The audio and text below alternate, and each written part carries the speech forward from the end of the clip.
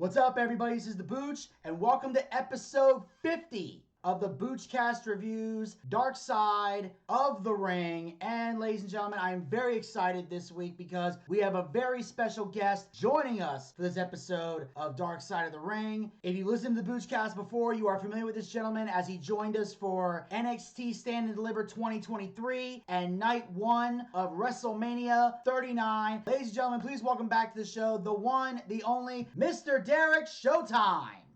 What's going on, everybody? I'm glad to be back. Fire's burning. Let's roll. Absolutely. And today we are talking about one of the most pivotal moments in wrestling that set the stage for everything we see in wrestling today. Black Saturday, the rise of Vince McMahon. You know, we thought it was just other sports of wrestling, of MMA, boxing, that were doing corporate takeovers and mergers. Nah, it goes well beyond pro wrestling, folks.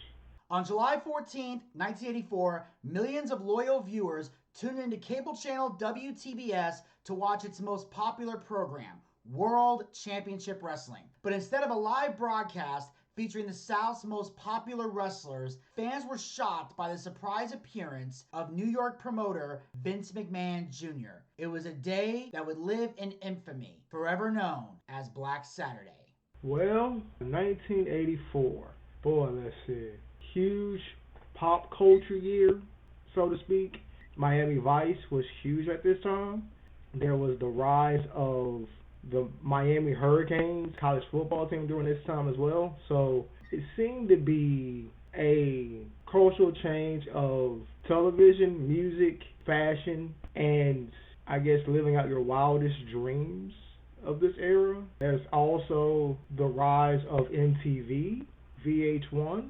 There's also one other deal during this time period that people may not know about. There was the rise of the USFL trying to compete with the NFL. So this wasn't the only merger competition, everybody under one umbrella storyline that we're going to be comparing here. So Vince kind of got an idea. He wanted to monopolize everybody. He also probably took a page out of one of his friends' playbooks in one Donald J. Trump. How ironic. Yeah, that's interesting because I don't know if Vince stole Trump's playbook or if Trump stole Vince's playbook. Well, somebody's ran for president, the other ran a multi-million-dollar company, and now is, well, for a better term, a man without a country. Exactly. Fans were shocked and furious about this. This was seen as the first step in Vince creating a monopoly in wrestling. Vince believed that wrestling should be national and ran under one person. Yeah, I wasn't really born in the territorial era.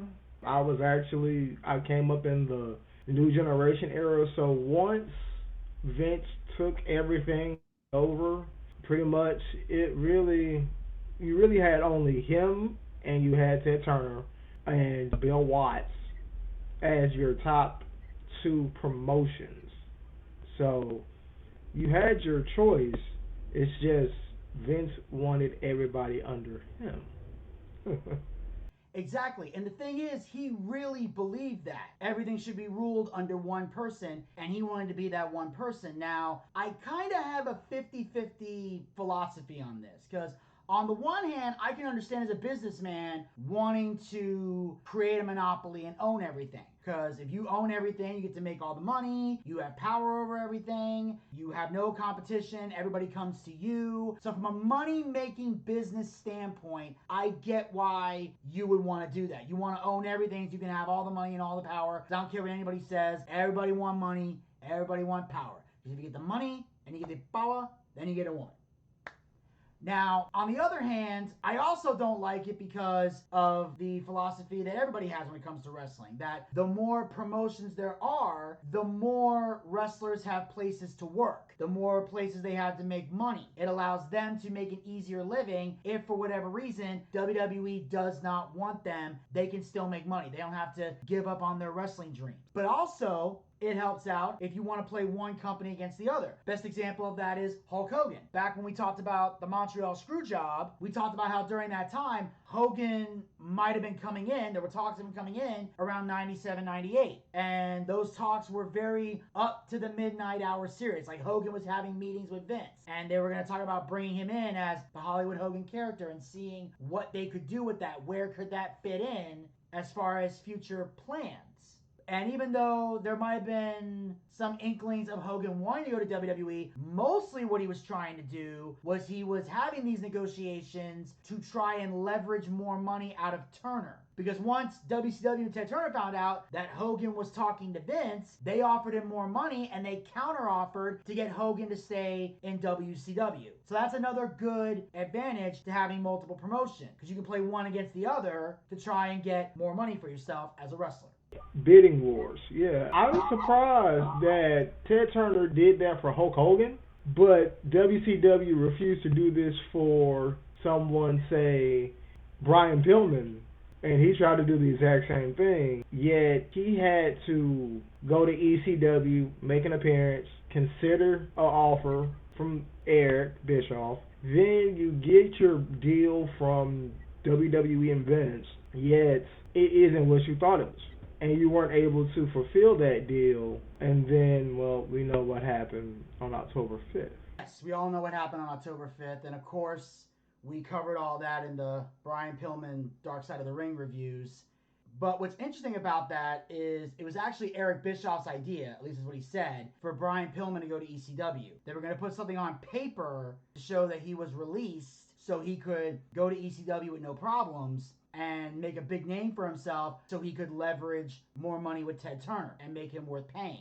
And while they were in the middle of doing all that, WWE started getting interested in Brian Pillman, and Vince McMahon was throwing money at it, because that's what he does. When Vince wants something, he will throw money at it in order to acquire it, because he wants talent for his roster. So basically, the plan was for Brian Pillman staying in WCW, but Vince McMahon ended up making Brian Pillman an offer that he just couldn't refuse. Only the Pillman family know what those intels were, and only Vince and only Paul Heyman would know. So it seems that there are some business skeletons in the closet that we obviously can't figure out. So, hey. Far more than the tale of one man's ambition, Black Saturday is the story of an epic behind-the-scenes showdown between titans of the industry. A high-stakes power play that sets Vince McMahon on the path towards building a billion-dollar wrestling empire. For over 40 years, the wrestling business has been dominated by World Wrestling Entertainment, under the singular control of its owner and mastermind, Vince McMahon Jr. But in the early 1980s, McMahon is just beginning to stake his claim on an industry divided into regional promotions known as territories. Now, earlier, Derek, you mentioned that you didn't really grow up during the territory days. Now, I'll be honest, I didn't really grow up during the territory days either, but I do know enough about it to know how the territories operated. And basically, the territory days, there were places like the Portland territory, the Florida territory, the Memphis, the Carolinas. New York was WWE. There were different areas of the country that ran wrestling shows. And basically, if you were a wrestler, you stayed in one area for a while. You lived in that area, you wrestled in that territory, and then once your run was over, because eventually the crowd got tired of you or there was nothing left for them to do with you, you would go to another territory. You would leave Memphis and then go to Portland. And then go to Portland and then you go to Florida. Then you would go back to the Carolinas. Then you would go to New York. Then you come back to Memphis. You would go around all the different territories, and that's how wrestlers would make their living. So they always had a place to go. And then once Vince created the monopoly, things got a little bit different. That's why wrestlers got released. It was like, oh crap, I have nowhere to go now, except back to the indies or whatever. So, back then you had a lot of choices and a lot of different places you could go. Today, not so much. Because really, when you look at it, the only two choices you really got nowadays are WWE or AEW. Those are pretty much the only choices. Well, Well, no, I would disagree on just AEW being the top place to go once you're gone from WWE. You do have Impact Wrestling still that does a lot of things. You have a resemblance of Ring of Honor and of NWA. For the ladies in particular, they do have a Wild Women of Wrestling that is co-owned by Laker family owner Jeannie Buss. So there are options here in the States to partake of outside of WWE. So it's just, more for the gander, I guess. Well, yeah, obviously there are other places to go. I was just referring to on primetime major network television. There's only two places to go, WWE and AEW. In fact, what I love most about the fact that NXT and TNA Wrestling are working together, they have this partnership, is the fact that it gives exposure. It allows NXT guys to get more work on TNA, but most importantly, it exposes TNA stars to the NXT universe and introduces them to a wider fan base. Because last I checked, TNA didn't have a TV deal. Like, do they actually have a TV deal, or are they just streaming on the internet? Because I'm not aware of anything TV-wise with TNA Wrestling. The deal is with Access Television. Access Television is a network that does retro music history, similar to VH1's Behind the Music. And they also have a deal associated with New Japan Pro Wrestling as well. So you're getting two wrestling promotions on one network running back-to-back nights. New Japan is ran on Wednesday nights, and then Impact is ran on Thursday nights. Yeah, okay, so I knew TNA ran on Thursday nights. I just didn't know if they had a TV deal or if they were just streaming on the internet. So, okay, they're on Access TV. I'm glad to hear that. I'm glad that they're on TV. And as far as the NWA goes, I understand that they were on the CW or they were about to go to the CW. I mean, what was going on with that? Well, from what I was told, CW, they had a deal in place for the CW so that you would get your regional wrestling on that network. And then they did something on a recent pay-per-view or PLE, and whatever that was, they lost that deal. So now it's kind of still streamed on YouTube. Yeah, actually, now that I think about it, there was some weird backstage segment at an NWA pay-per-view. Like, wasn't there like a skit or something where Rob Van Dam and a bunch of people were doing cocaine or something? Yes, a resemblance of cocaine, which, well, I mean, if we're doing this in 2024, it's really not even worth doing. But if it costing you a deal for TV rights, yeah, bad move. Yeah, I guess they thought maybe because it's a pay-per-view, they might be able to get away with it. But because the CW is primarily run by very religious people, it didn't work out well. There you go. Because really, right now, the CW has a news anchored level brand on Channel 69, and then they also have what they call Peachtree TV Sports. And they do their local regional sports from WNBA to field hockey and amateur hockey. So it's on the come up, but it will, from what I've been told, as of October of this year, will end up getting the rights to NXT. Yes. So that will stay on Tuesday nights come October, around the time that the Return of Bad Blood comes to the ATL. So. Oh yeah, I'm hoping to get tickets to that. Same. In 1983, most wrestling fans saw Vince McMahon Jr. as the announcer of the WWE television program. But everybody else knew that he was the son of Vince McMahon Sr., who originally owned the WWE until his son bought the company from him in 1982. During that time, the business had never been stronger. Cold-blooded move. Son buys out the father from his business and pushes him out the door just to usher in his kids to work and run the family business. Just a cold move in my opinion. I do know, according to some docus, that the way Vincent J. Sr. ran it, he did prevent an opportunity for Hulk Hogan to work in Rocky III with Mr. T. Yeah. And he ends up being fired for it, but Vince Jr. ends up saying, you know what? We're not just wrestlers, we're sports entertainers. So go ahead and do this deal, and you do your thing, and you come back, and I'll have a deal ready for you since I just bought out my father. So, maybe there was a silver lining that no one knew about that he did. Well, see, what happened was, even though Vince bought the company in 82 from his dad, Rocky 3 didn't come out till 1983. But while they were filming Rocky 3, Vince Sr. was still owning, operating, and running the company because he was booking Hogan for shows. So Hogan went to Vince Sr. and said, hey, I got to go film Rocky 3. I told you I was doing that. I'm going to be gone for 10 days. You can spare me those 10 days. I'm going to make good money at it. But Vince Sr.'s whole thing was, you're a wrestler, not an actor. Which is weird considering the fact that we see so many wrestlers in movies today. But back then, it was frowned upon. You weren't considered an actor if you were a wrestler. You didn't go off and do movies. You didn't do anything else. You were a wrestler and that was it. But Hogan held his ground and said, no, I'm going to go make this movie. I've already committed to it. I'll be gone for 10 days and then I'll be back. But Vince Sr. said, if you go and do this movie, you will never work here again. So Hogan said, well, I guess I'm not going to work here ever again. And that's when he left to do Rocky 3. And then when Rocky 3 was done, he signed with the AWA.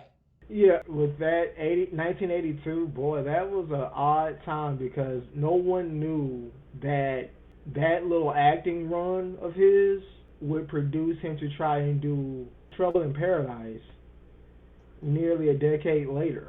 Yeah. And it also helped Hogan because Rocky 3 got him into the mainstream, so now everyone knows who he is. And when he later went to the AWA and he was running wild in the AWA, Vince McMahon Jr. saw the popularity of Hogan, and that's what made him decide to bring him in. Right, he brought him back.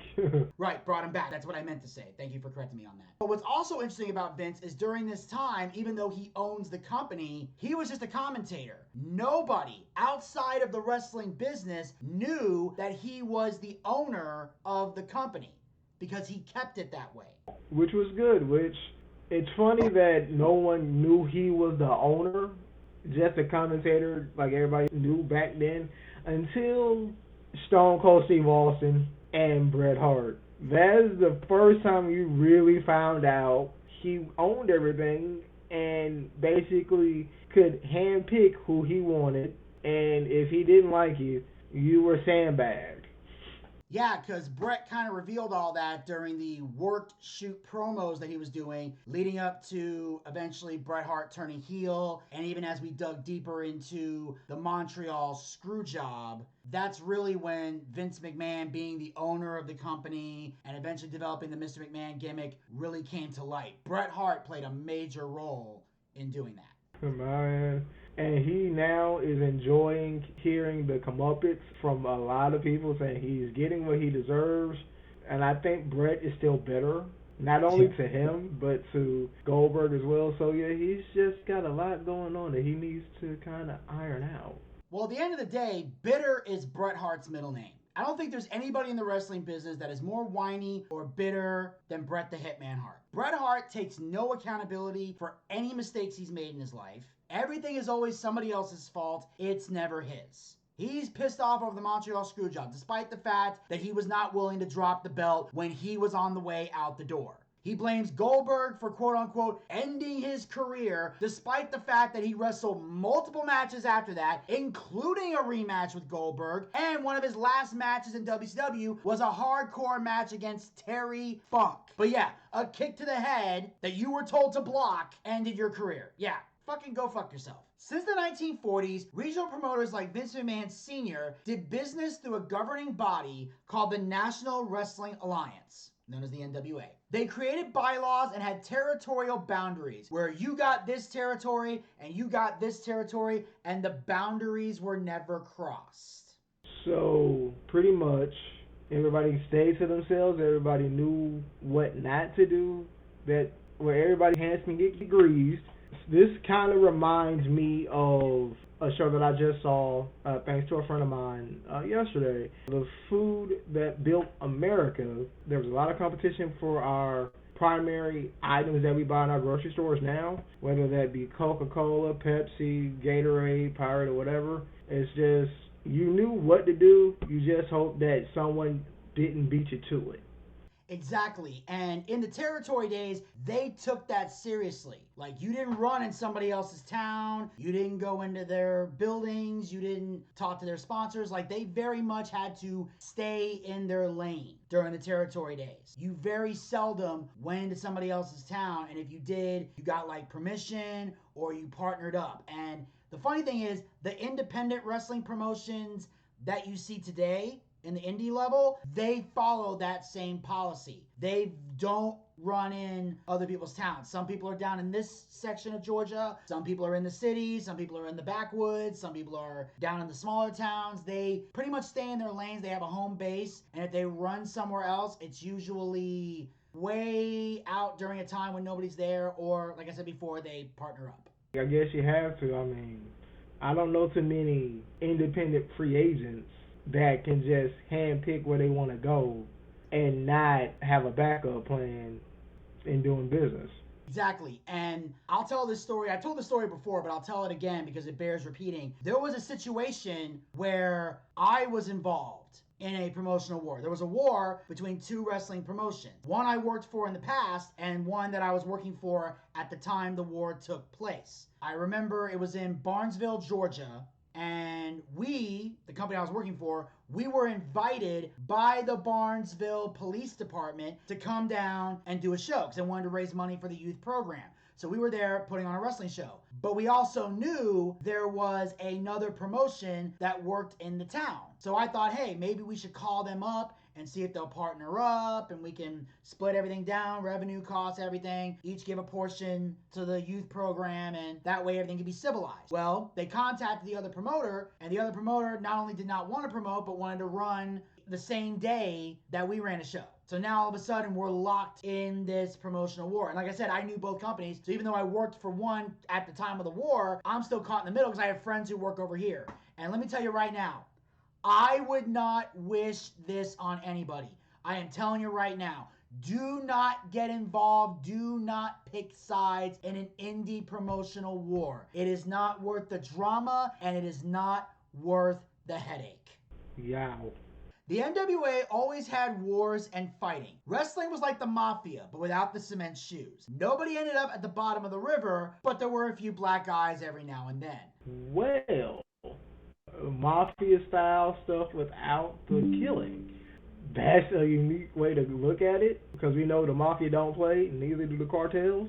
So you never want to cross nobody because, once you start getting death threats on your family, things get real. That ain't play. Oh yeah, there's a reason why I still refer to the promoter I used to work for as Voldemort and not his real name.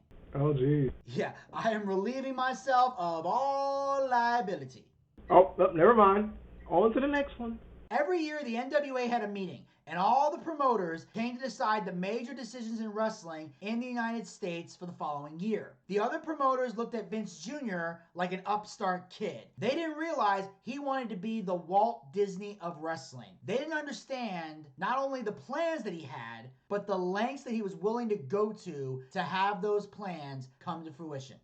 The Walt Disney of wrestling. I'm trying to wrap my mind around just that statement. Oh, good God. I guess that's like saying Walt Disney's the king of animation, but we don't want Warner Brother or Cartoon Network or Nickelodeon to steal any of our ideas and make them any better, and we'll only do movie films, but won't do TV productions. Well, Cartoon Network and Nickelodeon changed all that. So I definitely can understand that statement of being the Walt Disney, but yeah.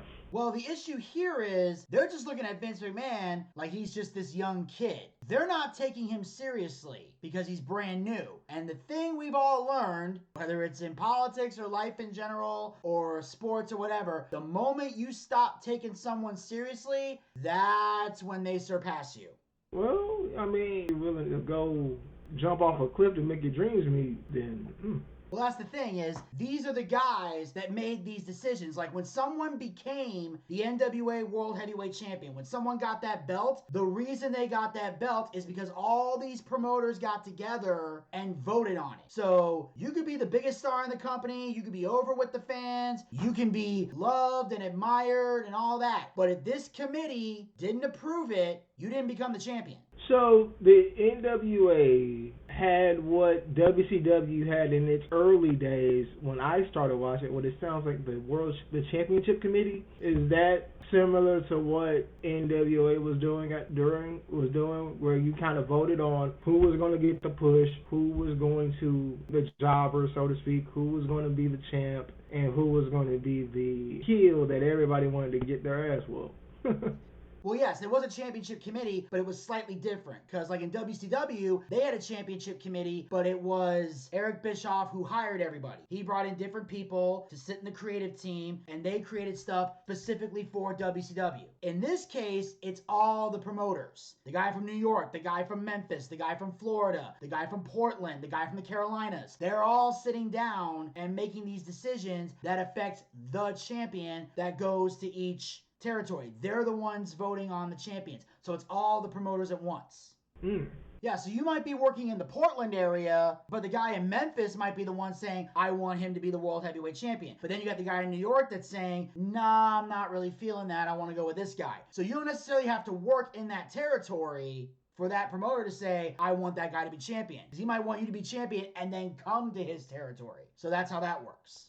Well, I wish we could go back to them days, because some people are champion right now who are in the business who have no business being in it. Oh, God, yes. Right off the bat, 90% of the AEW roster. Logan Paul. The Miz, Liv Morgan, Charlotte Flair, Matt Riddle when he was in the company. David Arquette, should we continue? While some territories showed signs of struggle, Georgia Championship Wrestling was thriving thanks to the shrewd leadership of Jim Barnett. He was charming and had connections outside of wrestling, like politicians, TV executives, station managers, sponsors, etc. He was the only promoter that wasn't an ex-wrestler. So while the others were loud and braggadocious, Jim always wore a beautiful suit with a tie, with slicked back hair and jewelry. Okay, so he was the flamboyant promoter. He was the Gorgeous George promoter type guy, is what it sounds like. Oh, yes, he definitely was. But the key thing here is that every other promoter in the NWA that ran different territories are all ex-wrestlers. They were guys who wrestled, were in the ring, winning world titles or at some point, and then eventually retired from the business and became promoters. Jim Barnett is the only promoter that never once stepped foot inside of a wrestling ring. Did he have any business degree acumen or anything? Well, actually, according to this, he went to the University of Chicago and he studied theater and aspired to become a playwright.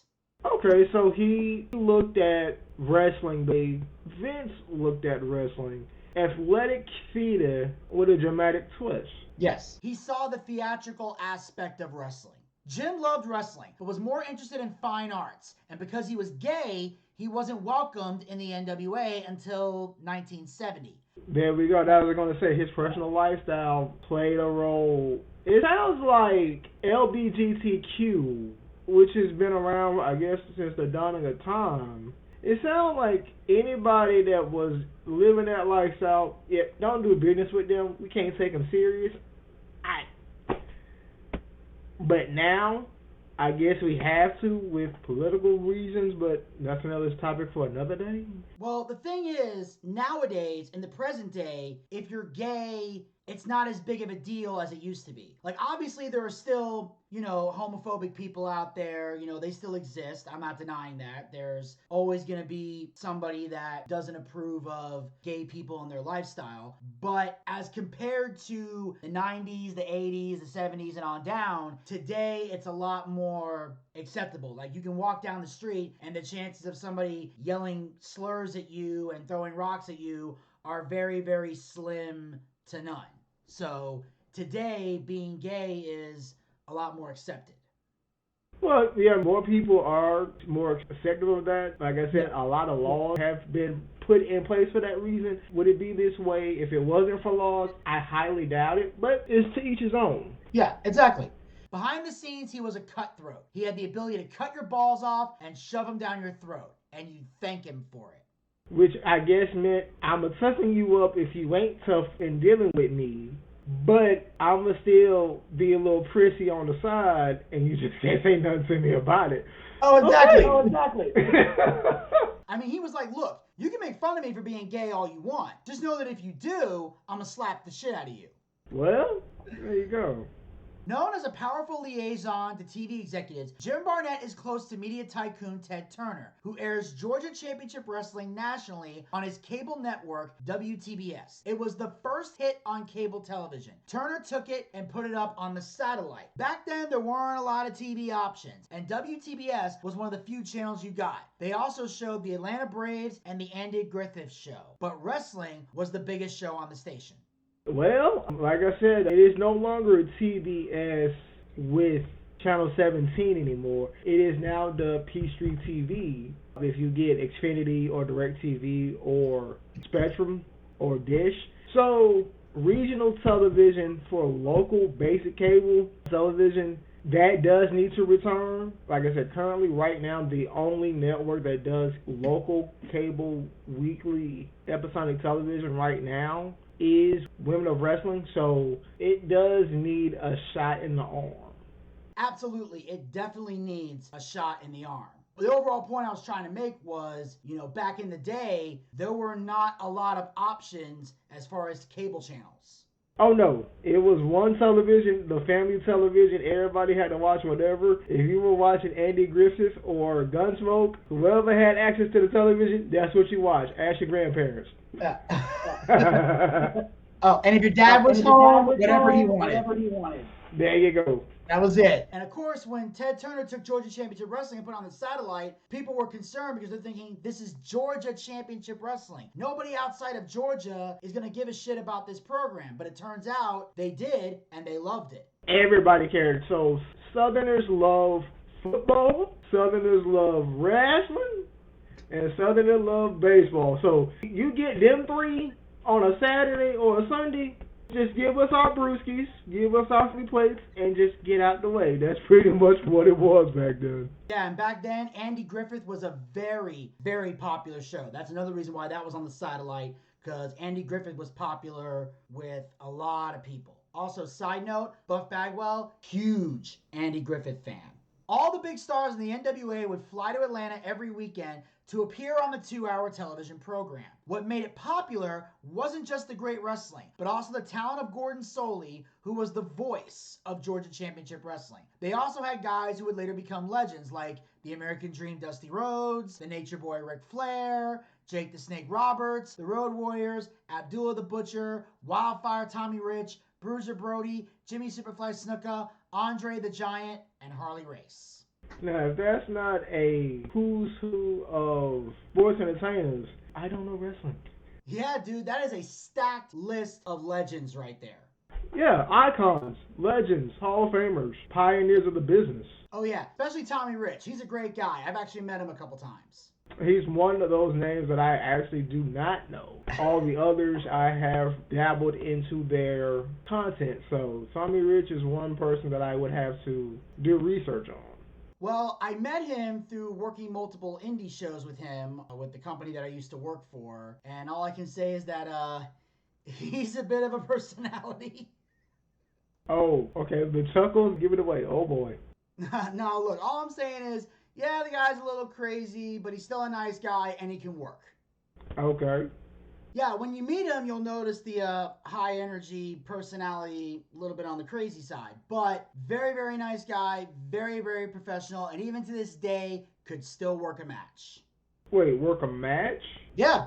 Oh, he's still performing. Well, yeah, occasionally, if they pay him enough money, because one thing about legends and old guys in the business is they'll still work indie matches if you pay them enough money. In fact, the only thing stopping Buff Bagwell from wrestling now is that he's in the process of rehabbing his knee. Okay. Hell, even Scotty Riggs is getting back in the ring. He's wrestled a couple matches. Dare we say we get a reunion of American males? Do we Males, get a reunion of that, American maybe? Oh, they're planning it. They're planning it. Yeah, thanks to DDP Yoga, man. Somebody get that man his flowers. Yeah. That man has He should saved get a Warrior a lot Award of eventually. people. They wrestled in a studio that held 100 people, all packed in like sardines. The fans consisted of Boy Scout troops, Girl Scout troops, church groups, and fans that loved to come every week. One lady was so emotionally invested, she attacked Ole Anderson with her cane while he was beating up Tommy Rich. Oh, jeez. You gotta walk with your cane when you get out of the arena, woman. What are you doing? Oh, one time I actually saw a show. It was John Morrison versus Johnny Swinger in a match, and they're wrestling. And at one point in the match, a lady in the front row handed John Morrison her cane so he could whack Johnny Swinger with it. Lord. This had to be an Impact show during that time period. It had to be an Impact show. Well, no, actually, it was at an indie show that I was working at. I was doing commentary and ring announcing. Oh, boy. Oh, trust me, I wish it was Impact Wrestling. Hell, I wish I was working a show at Impact Wrestling. But just to get back on track here, part of the reason that Georgia Championship Wrestling would bring in all these groups to their TV tapings, because obviously they wanted to make the building look good and look full for TV, that they had a packed audience and sold out show. Oh, Ben, I wonder that building happened to be Center Stage Amphitheater down here in Atlanta. I wonder. Because that's also turned out to be the same venue that we ended up getting WCW Pro and Saturday Night in the 90s. Oh, I believe it, because Center Stage back in the day was very, very big for wrestling tapings. Still is. Impact Wrestling does its tapings at Center Stage. Okay, I like that. They also did Hard to Kill last year. Well, wait. TNA was here last year for a pay-per-view? Yes. God, I am so out of the loop with TNA. Although I will admit I'm slowly getting back into it now that TNA and NXT are working together. The day-to-day operations are handled by matchmaker Ole Anderson, a veteran wrestler who rules Georgia Championship Wrestling with an iron fist. He was old, grouchy, and unlikable. Some say he didn't even like ice cream. Well, he sounds like somebody that is currently broadcasting for the MLB Network and for ESPN First Take on Wednesdays. Chris Mad Dog Russo, how dare you not like ice cream? What is the matter with you?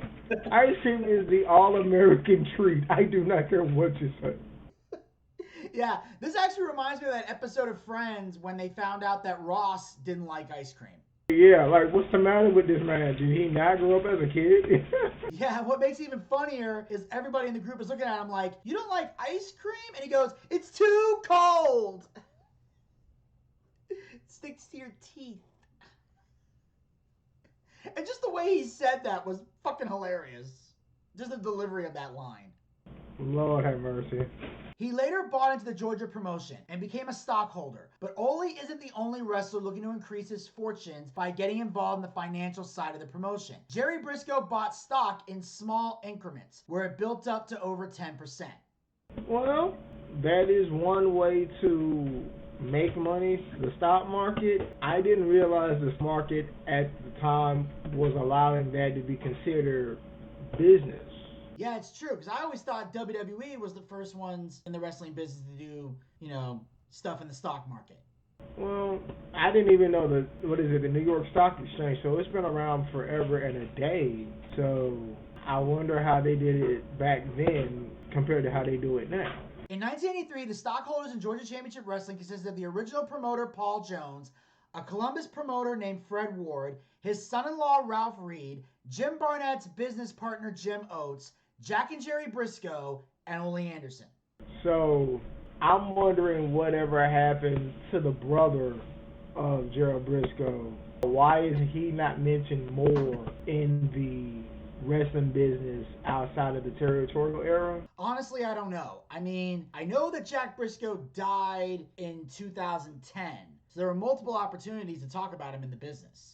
Oh, okay, so he's passed on 14 years. But I mean, like, when I think of Gerald Briscoe, I only know of him working with Pat Patterson, being a corporate steward to the McMahon Hamlin era that. Yes. Yes. And the poor dancing he does with Shawn Michaels as acting commissioner, God bless him. Oh yeah.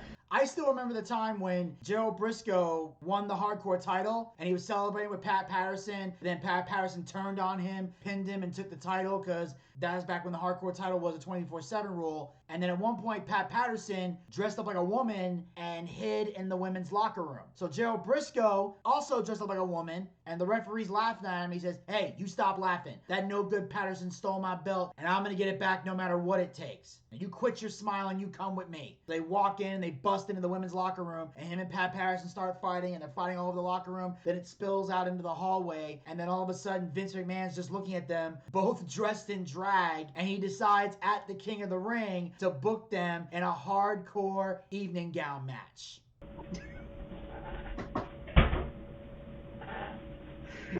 And they had to wrestle the match in the dress and the wig and the makeup, the whole thing. What year was this? 2000. Oh no. 24 years ago. 24 years ago. Oh man. God. Kill the visual. Oh. Hey, I had that in my head for 24 years. Now you live with it. I don't want it. Yeah. Although Georgia Championship Wrestling is turning a profit, Ole Anderson begins to question whether or not all the live show earnings are being accurately reported. Wrestling was mostly a cash business, and sometimes money got skimmed off the top, whether to pay a politician or a commissioner, which to an extent was true, but so much of the money was going towards that, it got suspicious. Jerry wasn't getting a dividend and had invested tens of thousands of dollars. Ooh, well, that sounds like two things. One, there's an episode of Darkside of the Ring that this kind of mirrors a little bit. The Cowboy and the Cocaine, that particular promoter of like 1989, I think, from Florida, he was trying to do the same thing, and he was trying to be the Hugh Hefner of wrestling. And then shout out to Wrestling Bios creator. He found this video of MTV My True Life. For those who don't know that era, that was a great era of reality television, folks. He found one where they talked to Billy Gunn, Triple H, and China, and then found some people who were up and coming, and then those who kind of fell off, one being Tony Atlas. So from what I gathered from watching that and watching this Cocaine Cowboys episode is that you have to know what you're doing and who you're doing business with, because if money is going toward your pockets and no one else's, that's a problem. Oh yeah. I think you're referring to Herb Abrams, right? Yes, Herb Abrams and the Cowboys. Oh yeah, that was a crazy episode. In fact, if you go to our Dark Side of the Ring video playlist, you can check out that episode, Herb Abrams and the UWF. Cocaine, women, and not paying wrestlers, yes, you have them advertised. Yeah, that's a reason for a beatdown. And of course, we can't forget what happened to Herb Abrams at the end of that documentary. Herb Abrams suffered a cocaine-induced heart attack while chasing a hooker with a baseball bat covered in baby oil but naked. Just like Grandpa went out.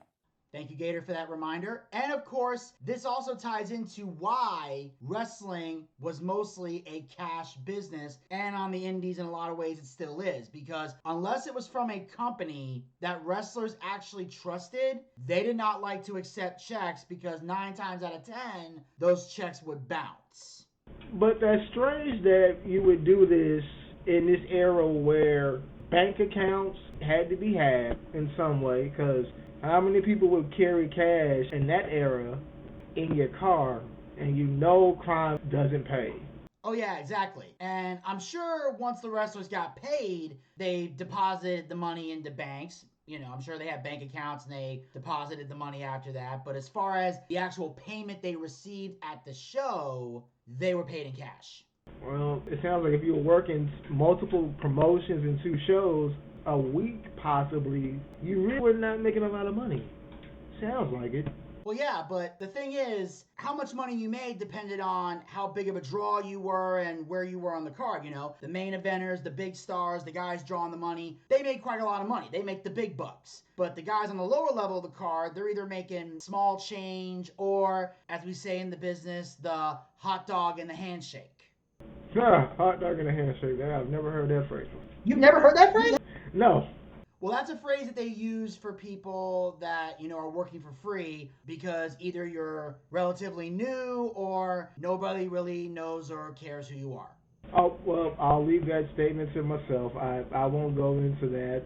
I think that's what I'm doing, but I'm grateful for it, so who knows? Somebody may take a chance on me and, well, grease my pockets. Who knows? Yeah, and I'm sure eventually, once you get some experience and you get a name and people know you for the work that you do in the business, they'll throw some money at you. But obviously I didn't mean that in a bad way, and I hope you don't take it as a bad way. That was not meant to be disrespectful or derogatory at all. I'm just saying how the business works. Like, if you have a bearing on the ticket sales, you tend to make more money. Or at least if your face is on the poster, you're making something. But if you're like the and more, you're usually getting the hot dog and the handshake, especially if you're inexperienced. And that's happened to me. I've had shows that I worked where I didn't get paid. I had some shows that I worked and I was making gas money at best. And I had some shows where I was paid very, very well. And that was mostly because of the fact that I had a name. I developed a reputation for being a good commentator and ring announcer. And also I had credits to my name both in and out of the business. So I was able to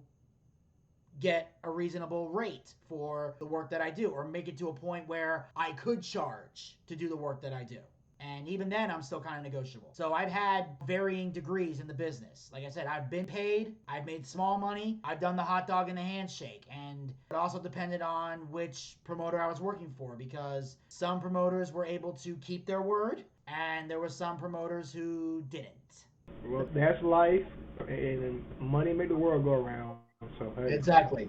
And as far as the, payments go, yeah, sometimes you got to give a portion of it to a politician or a commissioner. And usually a commissioner, they're usually referring to the athletic commission. Like, you got to pay them to, make sure there's a show going on and pay certain fees. And also you have security and rent on the building and all these other expenses that have to be paid to even run a show, period. Exactly, because a lot of the independent shows, they do have to get a license. They can't just do it randomly because liability and everything else. And so that makes a lot of sense, understanding how wrestling works, coinciding with boxing and MMA, as to why you have the your athletic commissions for drug testing and make sure that you're healthy and that you are 100% honest in your work ethic. So, yeah. The promotion eventually expanded to Michigan, Ohio, West Virginia, and part of Pennsylvania. And the shows were selling out left and right. Briscoe collected the money from those shows and gave them straight to Barnett. So, I guess he lived up to his new stooge character a lot sooner than the 90s, early 2000s. Yeah. Well, technically, yes. He is kind of doing a stooge thing here. But this is also a good thing because that's how Jerry is able to know if something is suspicious with the money or the accounting, because he's taking the money from the shows and giving them straight to Jim. So if Briscoe counts out all the money and he knows exactly how much money he's giving Barnett, if somebody comes in with a different number that's less than what Briscoe gave him, then he knows that Barnett is up to some shady shit. Gotta be. I mean, like, apparently there were accountants handling the money.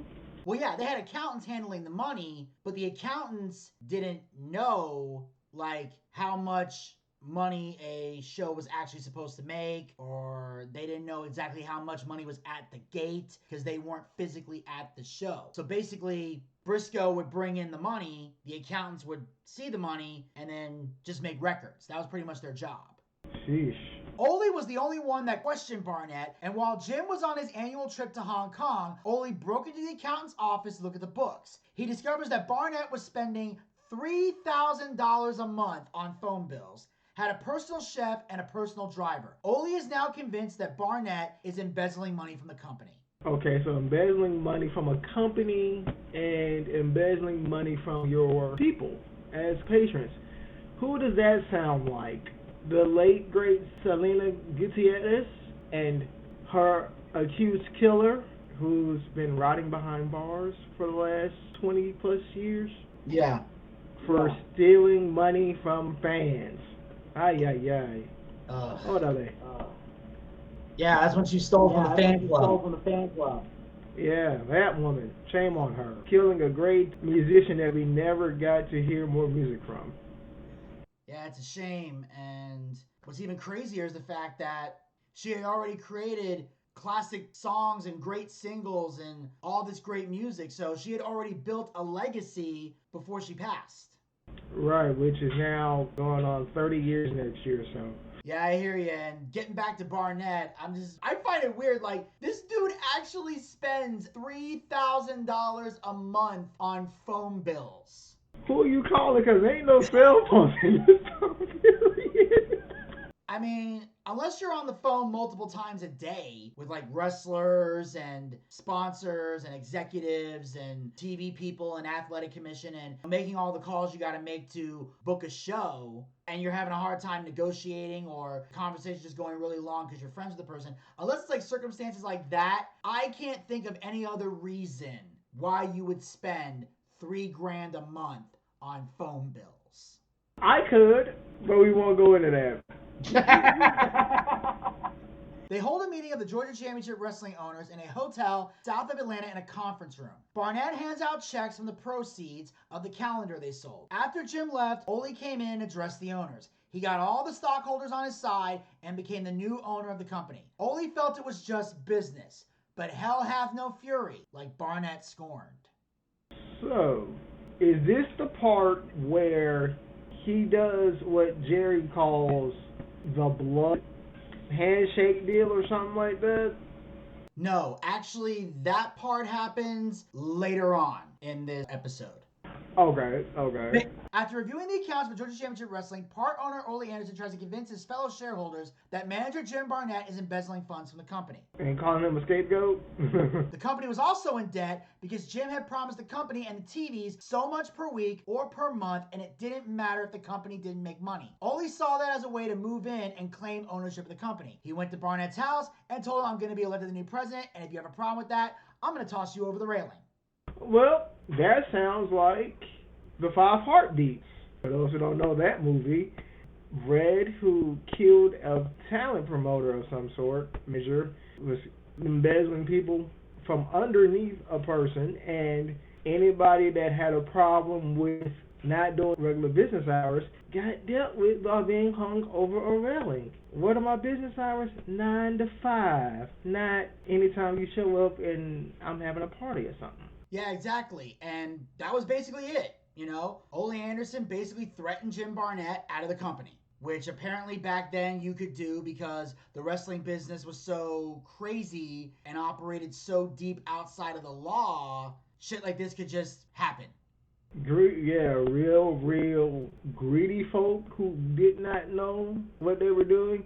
Black Saturday, this whole saga of the docu sounded a lot like the one they just produced thanks to The Rock. Who Killed WCW, that 4-part saga from this year up till 2001. Oh, yeah, that's exactly what this sounds like.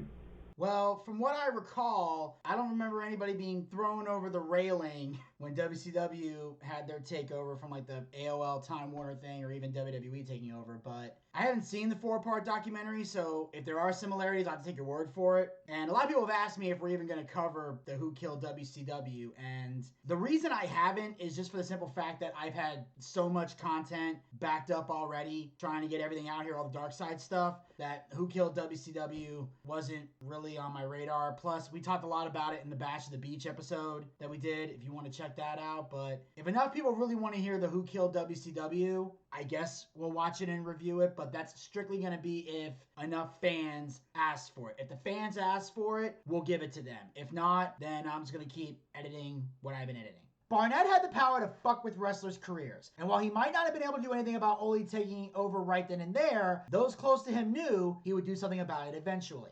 So, basically, that was the, you don't think I have powerful people behind me, do you? I'm the move you make, and everything else, watch your back. Alright, that sounds mafia style to me. Yeah, at this point, Barnett is saying, look, you may have won this round, but I'll be back. Rest assured, I'll be back. I got friends in high and low places. And what Barnett's going to do is basically, he's going to be playing chess while Ole is going to be playing checkers.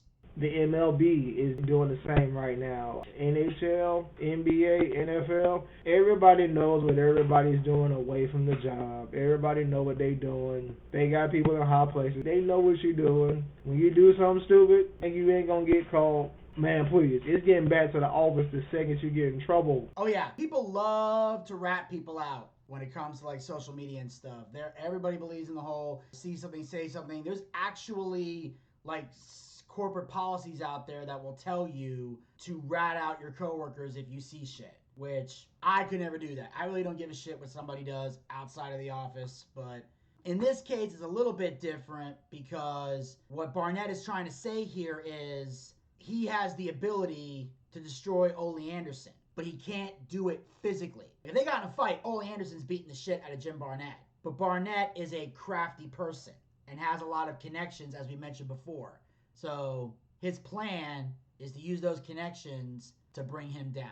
Meanwhile, while Ole reorganizes the company under his own management in early 1983, Vince McMahon has been quietly strategizing to expand his own promotion into other NWA territories. So this is where Vince starts making his plans to take over. Yeah, snake in the grass. So there wasn't any idea in his mind to be straight up with it. Sounds like I'm going to do it hooker by crook. So When Vince first bought the company from his father, everything maintained the status quo. He had plans to take over, but he didn't put them out there for the whole world to see. The other promoters didn't know what he was doing until he did it. Phase 1 of his plan was television. So he was looking for TV deals. He was looking for right time slots. So it sounds like you were stealing talent, you're promising more money, and then you're putting your competition out of business. Yeah, you're a snake. Vince McMahon's scheme to steal the airways from other promotions began by hiring an unlikely ally as his director of operations, Jim Barnett. So the man that got bombarded by Ole Anderson, he's like, well, I'm getting pushed out this way. I guess I better join the new kid on the block. I mean, I'm in my feelings, so I'm going to take you down. Okay. Yeah, pretty much. I mean, first off, he needs a job because he's still got to work. And 2, he wants revenge on Ole Anderson. So what better way to get revenge on Ole Anderson than to team with the guy who has plans to take over? Bills got to get paid. Lifestyle living. In 1983, Barnett and McMahon show up at the annual meeting and give their resignations from the NWA. The promoters are shocked and furious because this means either they are going to get out of the wrestling business or they are going to run opposition. So pretty much, was that the death knell of NWA? At that point, no, but the moment was coming. Similar to the death knell of WCW. Yeah, right now, this is just them resigning from the NWA. That's all they're doing right now. They're just saying, look, we no longer wish to be part of the National Wrestling Alliance. We're going to go off and do our own thing. We're going to make our own decisions. We're going to book our own champions. We're going to get our own talent. And we don't have to answer to you about a damn thing. So, for that, I would put it with what I've just been watching, a boxing channel studying the history of boxing. Everybody had one unified champion. Then over time, breaking up into separate entities. So from one World Heavyweight Champion, we ended up getting the IBF, WBC, WBO, and now everything being splintered, nothing is being unified anymore until recently. So kind of understand that separation where, all right, we're not getting what we wanted, we're not getting the rules that we want, or the athletes that we want. Okay, we'll do our own thing, and we're going to just be a rebel without a cause. Exactly. Ole said, okay, then the gloves are off. Well, the problem was you couldn't handle the wrestling business in 1983 and 84 like you handled it in 53 and 54. And Vince wasn't going to play that kind of game. Oh, no, Vince ain't that. He's not a mobster. He ain't about that life. No. On top of that, he had the most powerful wrestling promoter of the last 30 years in his corner who knew everybody. And the thing that I find most fascinating about this episode is that every single time I have heard about Vince McMahon's takeover of the wrestling business, two names have always popped up: Vince McMahon and Hulk Hogan. Now, obviously, I don't want to jump ahead of the episode, but I'll just say those are the names that have been commonly brought up. Vince was the promoter doing all the business deals, and Hulk was the guy going into the territories because he was the biggest name and the biggest icon in wrestling. And how these two men together took over the wrestling business. That's the story that I've heard. Not one time until I saw this episode did I hear about Jim Barnett being involved in this. So, pretty much, we should be thanking this man and Vince for helping getting us all the TV rights that they now own on said streaming service. Oh yeah, like if you're a WWE fan, like a real diehard I love WWE fan, you definitely should be thanking Jim Barnett for helping Vince McMahon grow this company into what it is today. Because he played a major role in it, because Jim Barnett had all the connections that Vince didn't have, because he was, as we mentioned earlier, the young upstart kid. And it's funny, it takes him 10 years to get it started from taking it over for his father. And you know you don't make money in the first 5 years. You make it in the next 5 years or so, something like that. And then here come the feds in 1993. And all one man had to do was say, look, yeah, he's giving us the juice. He's telling us we're too small. And one man said, nah, I'm good. He ain't doing that. And that man turned out to be supporting current Republican nominee 2024 again, Donald Trump. Hulk Hogan, all he had to do was say, yeah, he giving us the juice.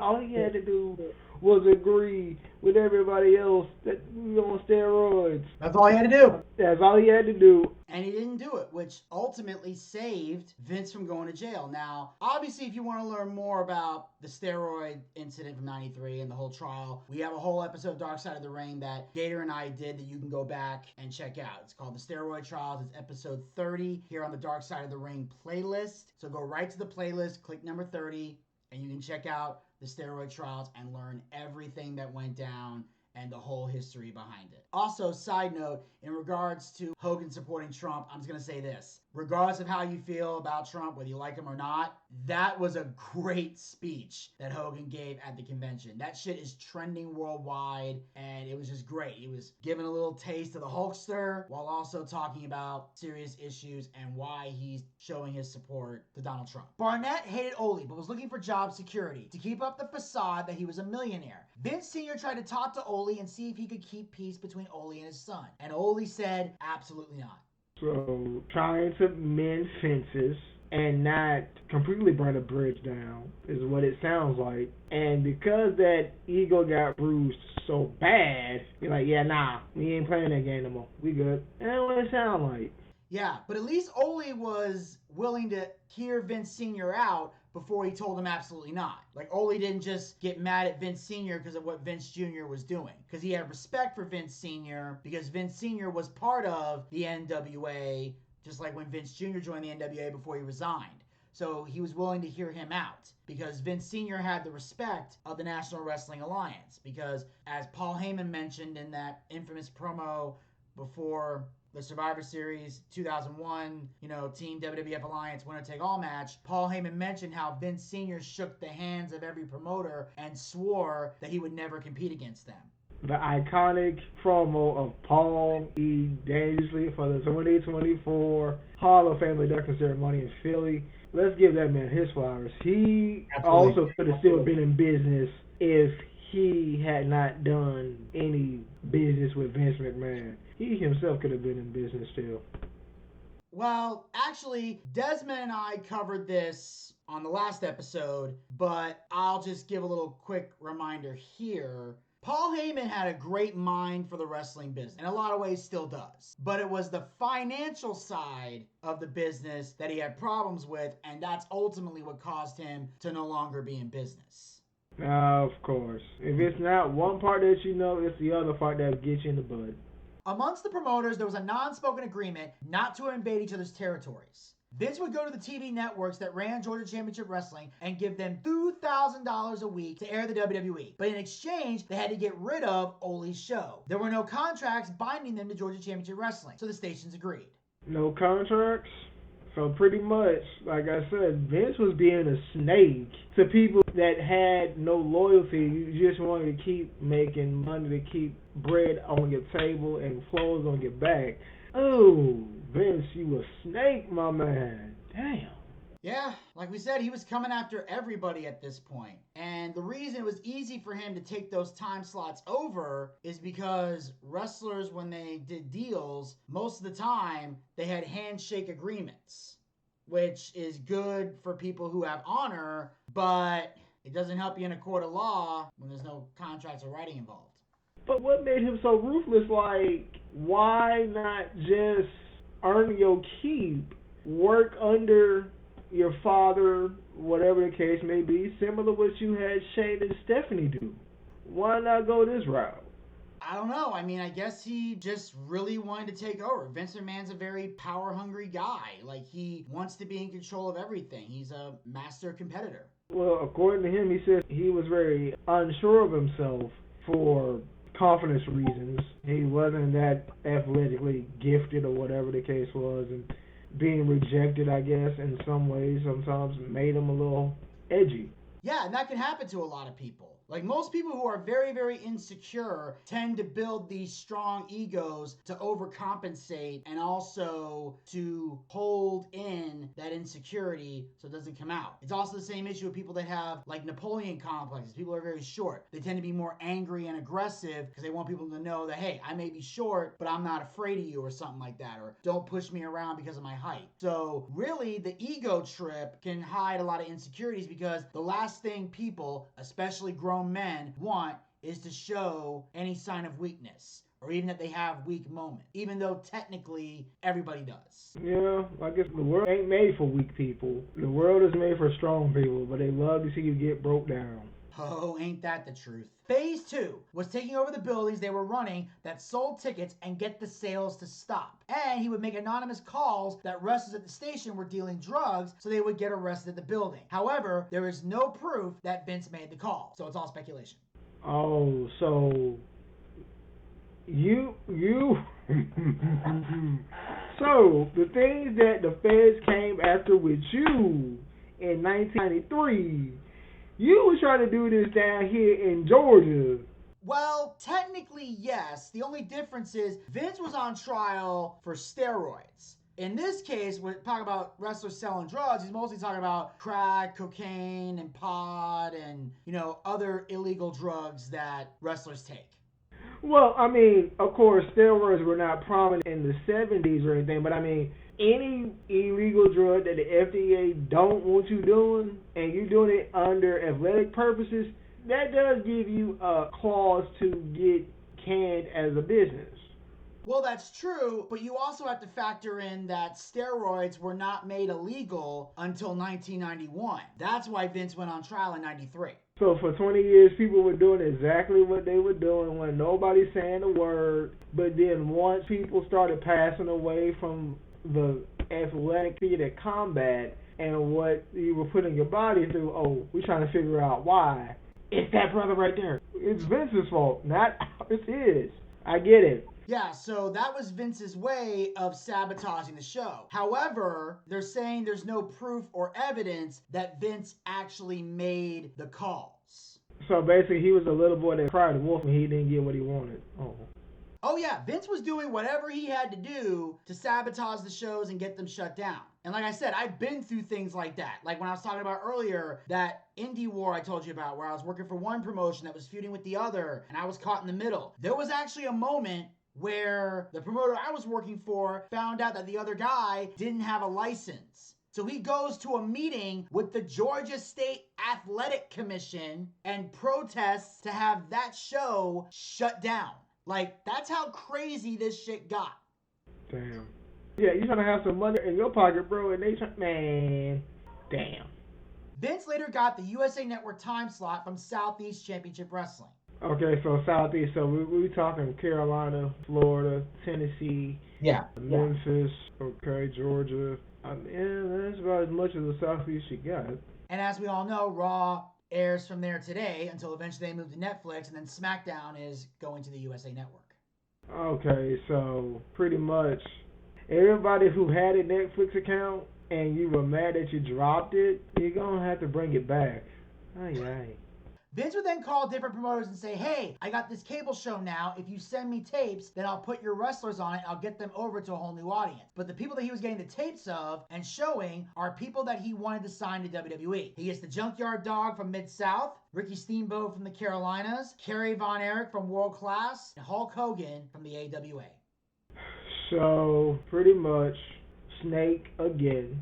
I don't know what to say. God dang, I don't know what to say. Yeah, well, I'll say this. This right here is the shadiest, most fucked up thing I've seen Vince McMahon do in this episode thus far. See, everything else, even though it was kind of fucked up, I get it. It's business. Taking the time slots, offering more money, trying to beat your competition. I get that. That's business. But to say to another promoter, hey, I got this big time slot, and if you bring some people over, you let me send in some tapes, I'll get your guy over, and I'll make everything look good and help out your company, and then you just take that footage and just scout and then secretly sign the guy out from underneath them? No, that's fucked up. That's just wrong. That's shady shit. Well, you know who does it, don't you? Your local sports agents, when you have your clients talk to other teams in NBA, NHL, MLB, NBA, or WNBA, hey, I'm not getting what I want here. Secretly get me up out of here. Once I deal with my contract here, if they want to come back to the table for a new deal, tell them I got new suitors. And, well, here we are. Hogan comes in on his WWE debut match and beats the Iron Sheik for the WWE title. And now Vince has the star and superhero that he wants to put in every country and all over television to lead his national expansion. He knew that if you controlled television, you would control the distribution for all the wrestling programs and all the top wrestlers. So basically, you ruin Tennessee, you ruining Georgia, you ruining Florida, and you ruin Minnesota. But you two-time golfer, my God. Yeah, and like I said, the Hogan aspect of this is something I already knew. I already knew that Hogan came in to be the top star, beat the Iron Sheik to go make the WWE national after he was stolen from the AWA. That's what I meant by how did Vern Gungy fit into all this? I know this was just strictly about Georgia, but how did Vern Gungy, who was the next big guy, how did he fit into all this? Because I don't know any of the Carolina promoters or anything like that. Yeah. For the business. Yeah. I don't know any of them, so. Well, the reason Hogan was a big deal, not just because he was a megastar, but because when he left the AWA, a lot of other guys followed suit. Dr. D. David Schultz came over, Jesse the Body Ventura came over, and of course, Mean Gene Okerlund came over as well. I was wondering where. Oh, not Mean Gene. You followed.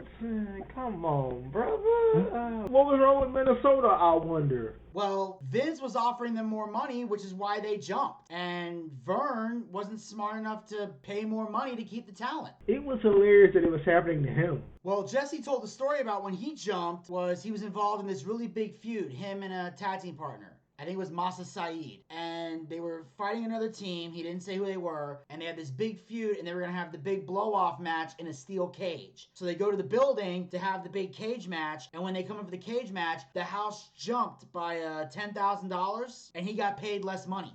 Oh, wait. So the game ended up being, what, $10,000 or something more. Like that? Oh, more than $10,000. No, it was $10,000 more than the previous show. Okay, good, which is good. It's good, but Jesse got paid less money.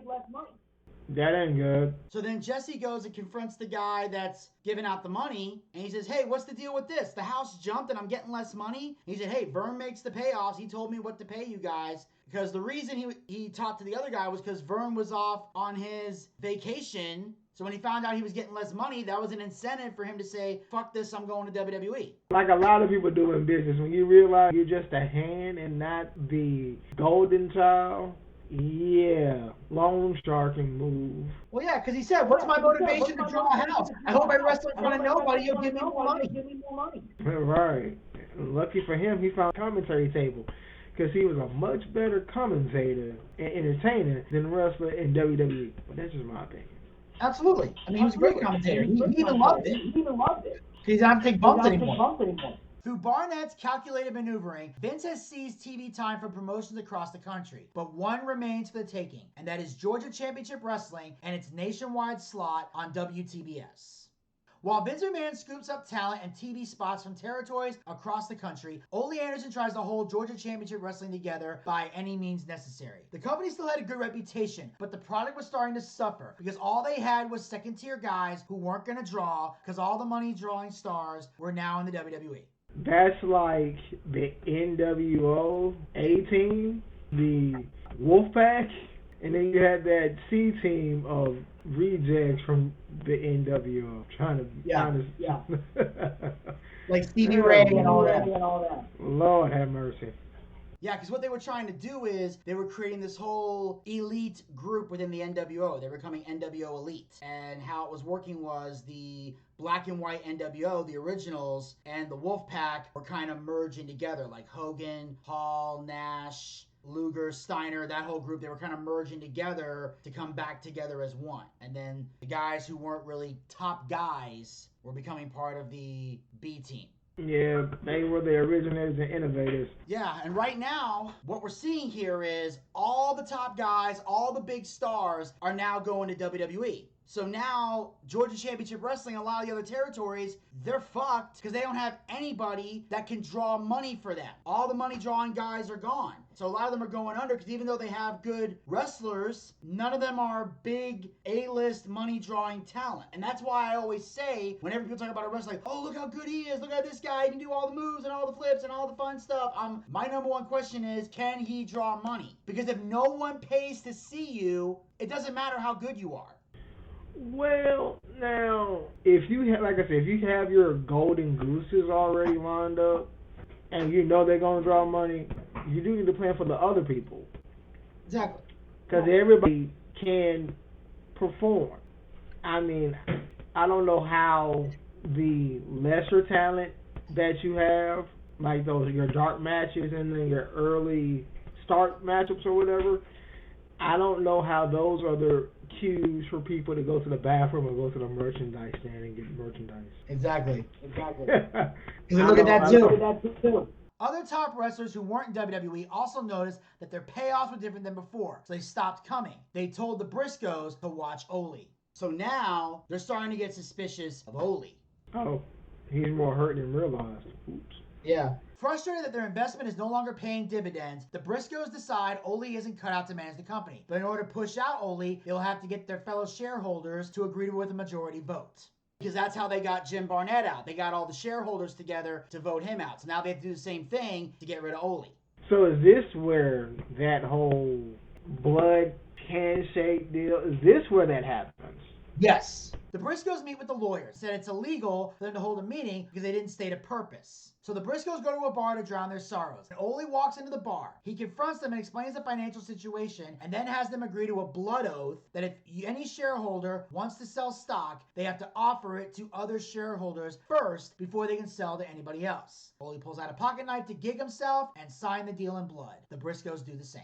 As part of the Blood Oath agreement, the Briscoes were focused on increasing ticket sales in exchange for regular payouts. But the deal doesn't last for long. Ole broke the oath because he stopped paying them what he agreed to pay them. You can't expect people to respect you as a business person or a human being for that matter. If you say one thing and then you go back on it and think I'm just supposed to be something for you because you are who you say you've been. Whew. And what's ironic about this, and we'll talk more about this a little later in the show, this also falls into the whole Vince McMahon NDA situation. Because part of the reason Janelle Grant went public with all this information is because Vince stopped paying her money. Because it basically was, he signs his NDA, he makes these payments to her, and apparently she claims he stopped making the payments, which is why she stopped honoring the NDA. However, Vince claims he stopped paying her money because she failed to honor the NDA. So right now we're dealing with a he said, she said situation.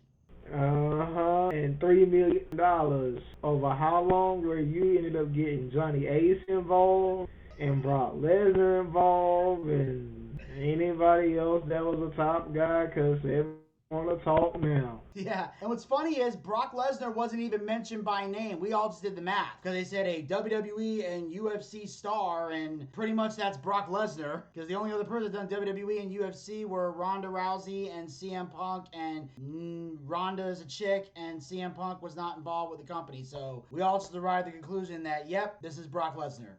Well, I mean, you got saved as a wife, bro. Desperate to cash out, the Briscoes begin shopping their shares outside the company, starting with Jim Barnett, who turns them down. Knowing the Briscoes are looking to sell, Barnett knows someone who wants to buy, Vince McMahon. Okay, so this is what I gather out of that whole situation.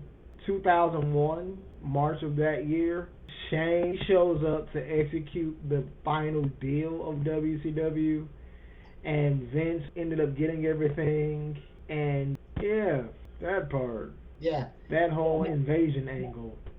Oh, God, yeah. Vince asked the Briscoes if he could get him 51% ownership of the company, and they said they could. Jim Barnett pointed him in the right direction on who to ask because Jim was a master manipulator and eventually ended up owning 67.5% of Georgia Championship Wrestling. Only thought the blood oath would stop that from legally happening. It didn't. Just like Endeavor and UFC, they had everybody they want to merge with. They just had to get Vince up out of there. And well, once he sold his, that was all she wrote.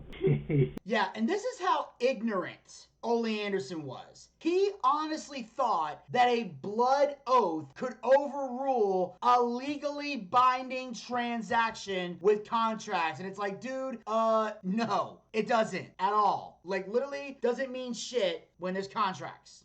Oh, that's like Ghost Rider. You got a contract to spare the life of my loved one, Nicolas Cage, and you give a blood oath and you hope that everybody is alright, and you end up losing your father to the blood oath, and you end up wanting to go kill the man that basically stole your father's soul. Exactly. The blood oath is ridiculous. That's like saying, you broke a pinky swear. That doesn't hold up in court. If it ain't in black and white, it don't act right. Behind the back of Ole Anderson, the Briscoes aligned with Jim Barnett to give Vince McMahon control of Georgia Championship Wrestling, a move that will forever reshape the industry. Ole went home to Wisconsin for his mother's funeral, and while he was up there making arrangements, Vince went to the office and introduced himself to Louise, the front desk lady, and said, "Good morning, I now own the company." She calls Ole to inform him of what she just heard. Ole immediately flies back to Atlanta to meet with lawyers to file an injunction. They fought in court for 3 or 4 months before they ruled in favor of McMahon. Well, that's like everybody else. Wells Fargo used to be Wachovia and First Union Bank. SunTrust and BBP are now Truist. Same deal. Hi, how you doing? I like what you're doing, but I'm the new sheriff in town. With Ole's legal efforts to block the takeover thwarted, all that's left for him to do is concede. Vince tries to explain to Ole that this is just business. Ironically, like Ole said before, and that he was willing to give Ole a job. He also introduces him to his wife, Linda. Ole says, "Fuck you and fuck Linda." Now, why would Vince introduce his wife to Ole Anderson? What was she expecting to do? Well, I think it has something to do with the fact that they were all in the same room. And Vince just felt compelled to say, "Hi, this is my wife, Linda." Because usually when you're in the same room with multiple people and it's somebody that you don't know but the other person does, that's usually your job is to introduce them. You're like, "Hey, you want to introduce me to your friend or your wife or your roommate or whoever?" And usually what you do, he goes, "Oh, this is my wife, Linda. This is my roommate, John. This is my best friend, Brad." And you're like, "Hello, Linda. Nice to meet you, ma'am." Or, "Hey, Brad, how you doing?" Or, "Hi, John. Nice to meet you." It's just something that you do.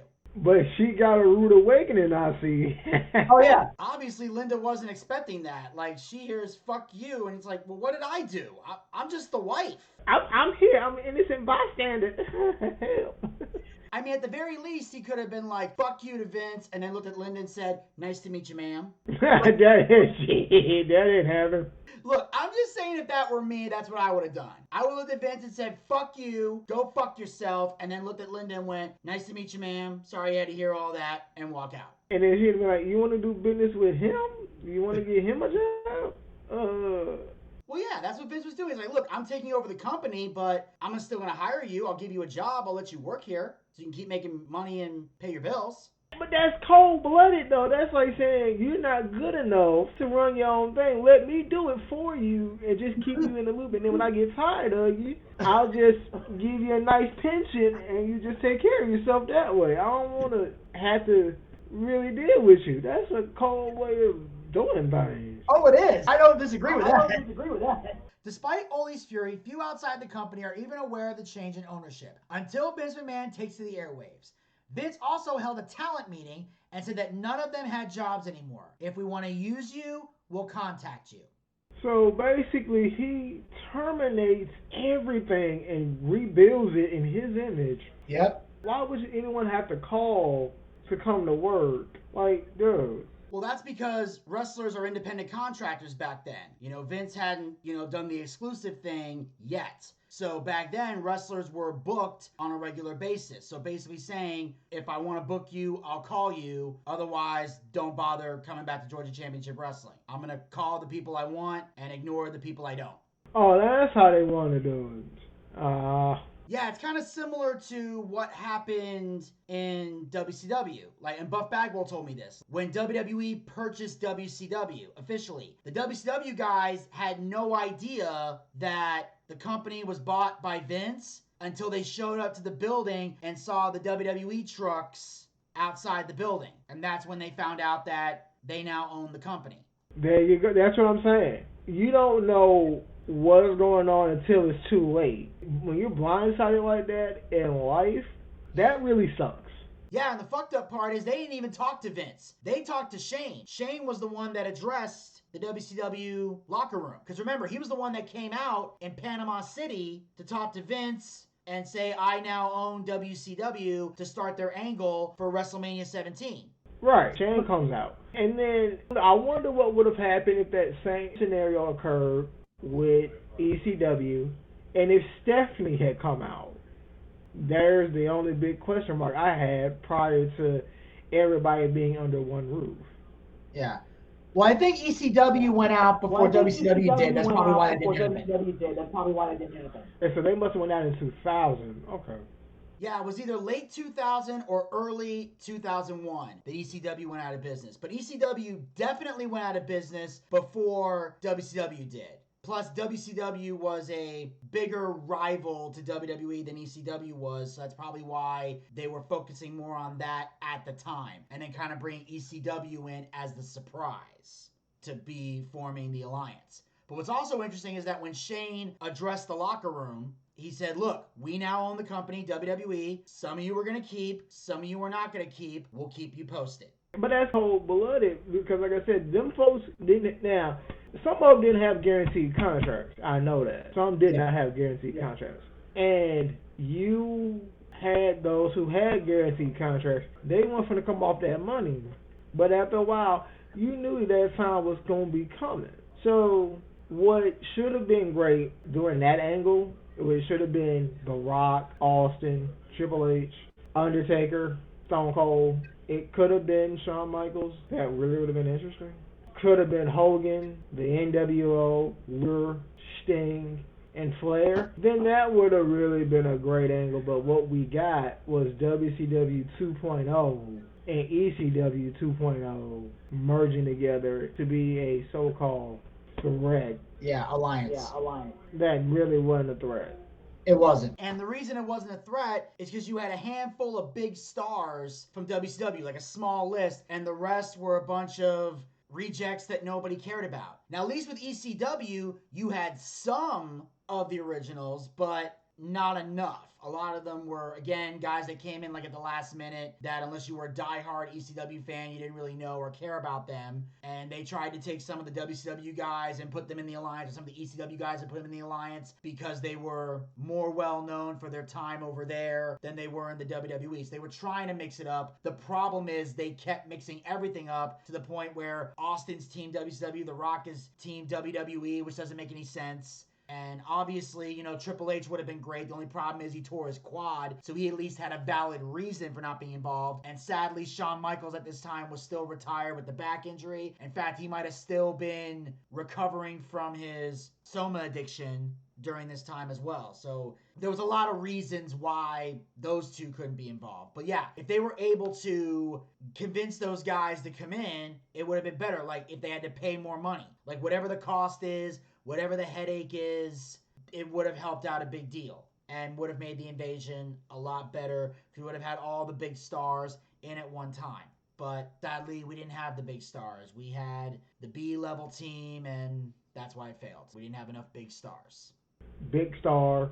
DDP, I'm sad they did him so dirty. Yeah. Even though he was popular. For some reason, I'm very turned off by how they did Buff Bagwell.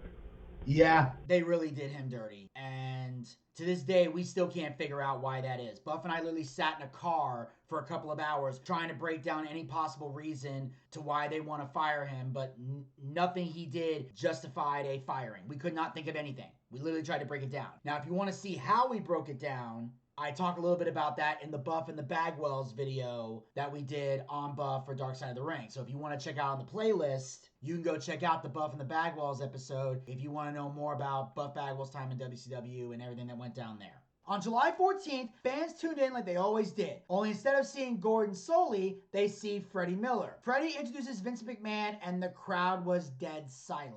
They start showing tapes of matches from other WWE television programs and other WWE arenas and TV shoots. The Georgia fans rioted. They were upset because it was not the Southern wrestling that they knew and loved.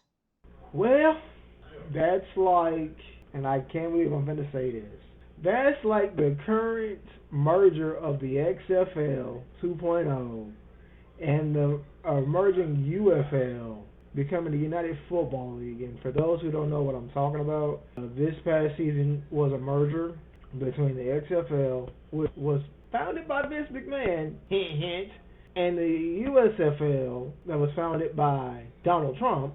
And both tried to compete in 2 different decades. He tried to compete with the NFL for viewership. And unfortunately for both entities, both went under. And they're now making a comeback with The Rock, of all people, running things. Yeah, exactly. And what's interesting about this Southern wrestling situation is that it's 100% true. Because remember, when Vince Russo came to WCW and basically tried to recreate the Attitude Era in WCW, it didn't translate with the fans. Because the one thing that Vince Russo failed to realize is the same thing Vince McMahon failed to realize. That it is different sections of the country with different styles of wrestling. The Southern wrestlers don't like the Northern shit. Yeah, and this is the tail end of that Attitude Rebellion era, so to speak, because people were growing up, they were changing, they were realizing how crazy it was to be rebellious. You might have to conform to some rules. So, you know. Well, yeah, eventually you learn, okay, some anarchy is good, but total anarchy is insanity. There you go. Vince didn't care about the company. He just wanted the TV slot. Jared Briscoe calls it Green Saturday because he was finally making some money. The fans still didn't like it. Ousted from the promotion he helped build, Ole makes no secret of his resentment. Ole put Hitmen out on the Briscoes.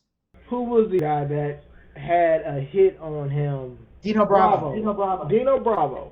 You had a hit on him, and his case is still unsolved 30 years later. Yep, it's still a mystery to all of us. But if you want to find out all the information regarding Dino Bravo and the hit on him and the craziness of his career, you can also check out that episode in the Darkside of the Ring playlist as well, in the episode entitled The Assassination of Dino Bravo.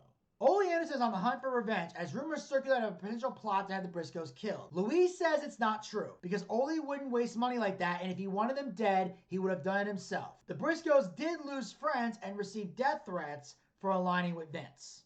So you sold your soul to a Humanian devil who didn't care who he exploited, who he took advantage of, as long as the bottom dollar was being done. Yeah, that's basically what they did because they wanted to start making money. They weren't making money before, but now with Vince, they're making money. And the Briscoes saw it as just business. But the problem with the wrestling business, and I've learned this from working in it, is that people in the wrestling business are incapable of separating the business from the personal. And that's what you're supposed to do in a business. You separate the business from the personal. That's why they always say, it's not personal, it's just business. Because sometimes you got to make business decisions that might affect somebody personally, but you're not personally out to get that person. You just have to make a business decision. So you should separate the business from the personal. But in the wrestling business, that just doesn't happen. Determined to keep the spirit of Georgia Championship Wrestling alive, Ole sells his shares and starts his own promotion. He sells the last of his shares to Vince and starts Championship Wrestling from Georgia and gets the 7:30 a.m. Saturday morning time slot on WTBS. Which that is what you should have done. That's what Vince was doing. Those other territories were like the Floridas where they were trying to come up or whatever and they didn't do so hot.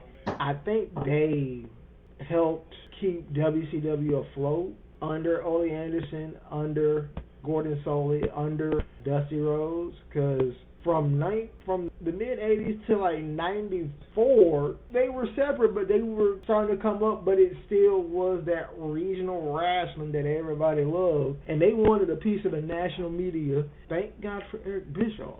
While Ole attempts to mount a comeback, Vince is struggling to connect with Georgia viewers. They were used to a certain style and didn't like Vince's style. They didn't know or care who his wrestlers were. They wanted to see the ones they know and love. So basically, they didn't care about Hogan, they didn't care about Piper, they didn't care about the Junkyard Dog. They wanted to see Ric Flair, Dusty Rhodes, and Wildfire Tommy Rich. Which is odd. One thing we did not get in the prime of their careers, which we should have gotten, but we got it 22 years ago, past their prime. WCW beat it to death like a dumb old drum. Hogan versus Flair, and who was the better Ultimate World Heavyweight Champion at WrestleMania 8. Yes. Yeah. That should have been the main event. Not Sid Vicious, or in this case, Sid Justice. Because what Justice was the master and the ruler of the world really doing at that time? He cared more about softball. Exactly. Yeah, and that wasn't even the main event. Like, they actually booked Ric Flair versus Macho Man Randy Savage for the WWE Championship and didn't even have the common courtesy to make that the main event. You had that to be the sub-card main event. Oh, God. And look, I love Hulk Hogan. I am a Hulkamaniac. But even I will admit, going into WrestleMania 8, Ric Flair and Randy Savage had the better story. They did, but they did not deserve to be the sub-main event. Exactly. That's what I'm saying. They tell you the truth, because of that storyline, WrestleMania 8 and WrestleMania 9 were the second worst WrestleManias of the 90s. Yeah, personally, I gotta put WrestleMania 13 in there because, with the exception of Stone Cold Steve Austin and Bret Hart, none of the other matches on the card are worth watching. Oh, I mean, there was a debut Rocky Maivia, that was Triple H, that was the whole gang war thing. Yeah, but when you really look at the matches, like the actual in-ring matches from top to bottom, Austin and Bret was the only good one. And it's the only match people even talk about from WrestleMania 13. Every match before Austin and Bret was bad. Every match after Austin and Bret was bad. Like, yeah, it was The Rock's debut, but he wasn't The Rock yet. He was still Rocky Maivia, and it wasn't that great of a showing. Turner is now on his ass because they weren't producing well on the Saturday night time slot. This is considered one of the first and only Vince McMahon complete failures outside of the XFL. Well, no, like I mentioned, the WBBF was also a failure. So there were 3 failures on the ledger for Vinnie Mac. Looking to offload his valuable WTBS time slot, McMahon once again turns to Jim Barnett to land a deal. Barnett finds a buyer in one of McMahon's other major competitors, Jim Crockett Promotions. This is where he and Dusty Rhodes come together. They make WCW what previous people were trying to do, and for a period of time, all was right with the world. NWA was still its entity. It wasn't forgotten. WCW got back on its feet. It did its thing, and WWE was WWE. So all was right with the world. Vince's time on TBS lasted 1 year, and Turner was going to kick him off once he legally could. So he sells it to Crockett for $1 million. McMahon uses the money from the sale to finance WrestleMania, which becomes the catalyst for finally putting the promoters out of business, along with the Rock and Wrestling connection. Well, there's also the entity that people forget. How did we get Starrcade 83? That was a NWA Crockett. That was a Crockett promotion deal. That was the answer to WrestleMania. And it's funny, Vince was being Vince still. It was like, if you put this against my company and against my creation of WrestleMania, I will buy y'all out so y'all can't have this aired simultaneously against my show. So Dusty called that a challenge, and boy, was it ever. Black Saturday forever altered the trajectory of the wrestling business, something no one understood better than Ole Anderson. Ole held a grudge against Vince for many years. So he leaves the company earlier this year, sells his stock. It's like $9 billion or something like that. And then he's never heard from again. So even though he does make a sporadic return after the investigation kind of died down or whatever the case was, thank God he ain't there no more. Because now WWE is more fun to watch. Production's a lot better. I'm hoping for more creative pay-per-view sets again. Yeah, I think so, because the reason they made those changes to the set was so they could fill more people in the arenas. And the stage set, believe it or not, it feels a lot like 1996, 1997, 95, 94, WWE Raw early days is what it feels like. Yeah, and I think the plan is to use the bigger stage sets for the big four pay-per-views. Royal Rumble, SummerSlam, WrestleMania, Survivor Series. Yeah, Mania, excellent. SummerSlam, I'm ready for it. Yeah. Which is 2 weeks from today. At the time we're recording this. Leading into Leo season, y'all. I'm sorry for y'all Cancers and Geminis. Leaders stand up on Leo Day, all day, every day. Bill Watts, himself a pioneering promoter in Mid-South wrestling, writes a letter to Ole in 1987, reflecting upon the significance of Black Saturday. And here's what the letter says. Dear Ole, I know actions and words once said or done cannot be recalled. However, I now can certainly understand your period of stress better than when you were experiencing it. I know how devastating it can be to your own self-esteem, your family, and your business associates. For the last year and a half, I have lived it too. The real difficulty is to leave it alone from a business relationship point of view, then all your family gets is the stress. You were seeing the beginning of the metamorphosis of change of the very fiber of our business. The changes have been beyond the ability of anyone to prevent or to turn the tide. All precipitated by McMahon, in my opinion. I certainly agree and now realize how predatory and, in my opinion, unfair his methods are. His legacy will be the destruction of an industry as we know it, or knew it.